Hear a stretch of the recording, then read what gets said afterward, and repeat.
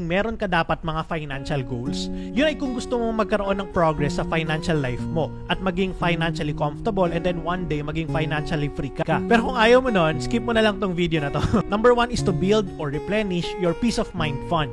Madalas tong tinatawag na emergency fund, pero mas gusto ko yung term na peace of mind fund. Importante to kasi for a foreseeable future, hindi mo kailangan mag-worry tungkol sa pera kapag meron ka nito. Now usually, nire-recommend na 3 to 6 months of living expenses yung peace of mind fund natin. Pero kung nagsisimula ka pa lang from scratch, hindi mo kailangan ma-pressure na buuin to agad. Step by step lang, ayos na yon. Goal number 2 is to educate yourself about personal finance. Yung sarili kasi nating isip tsaka skills, yan yung number 1 asset natin. Kaya dapat ini-educate natin yung sarili natin, especially on personal finance or how we manage our money. Pwede ka magbasa ng mga libro, mag-join ng forums, manood ng mga videos, and so on. Hindi mo kailangan magmadali na maintindihan lahat. Basta i-expose mo lang yung sarili mo sa mga ganitong content, maiintindihan mo rin yung mga yan. Goal number 3 is to save for specific goals.